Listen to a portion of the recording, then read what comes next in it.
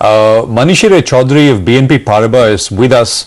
Manishi, thanks very much. Good to have you with us here. I trust you've been sort of listening into the conversation we are having.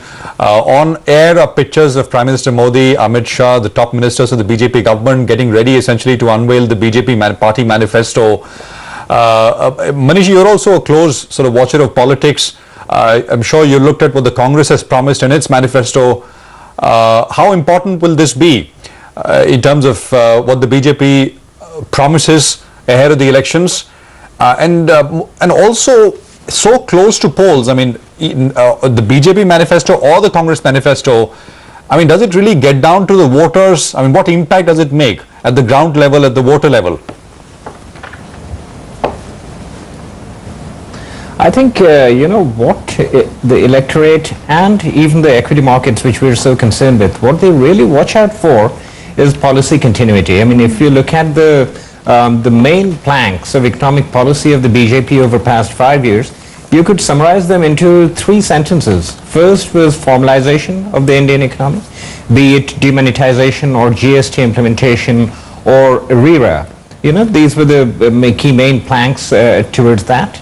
The second was a better degree of fiscal discipline, which was clearly demonstrated in a gradual reduction of the fiscal deficit through plugging the loopholes in distribution of the subsidies. And the third was a better operating environment for the banks, even though that's been a bit of a question recently because of the Supreme Court judgment, and which was implemented through the IBC. Now, I think by and large, the electorate and the financial asset markets would be looking forward to this policy continuity on these fronts. We think that even if it's not a government structurally similar to the previous one, with the ruling party having an absolute majority of their own, but even if it's a coalition, I think much of this, the thrust of the economic policy would continue. What we really have to watch out for, and we have to remain cautious about that, is the potential for competitive populism. If we get into that spiral, that could seriously harm the fiscal deficit or the fiscal balance angle, which could in turn put under pressure the interest rates and therefore the currency as well. Okay. Manishi, what's your sense in terms of what could happen with PSU banks if in case it is the same, if it is the Modi government that continues? Can we see more consolidation? Will we see less capitalization from the government? What's your sense?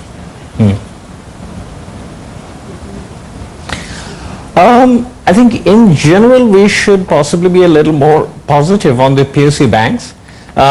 First, of course, the reason behind that is unconnected with the present political scenario. We have seen the GNPAs, the non-performing assets, gradually coming down over past 3 quarters, which would obviously have a positive impact on their credit costs going forward. We have already seen that partly getting reflected in the share prices of the leading PSU banks, though not across the board. Second, if we do see a government that's similar in character to the present one coming back after the elections, I think there would be additional attempts at Manishi, what the government was Manishi, trying sorry to do. to interrupt you. I trust you will stay with us through the unveiling of the manifesto. Party President Amit Shah addressing the crowd there. Let's cut across.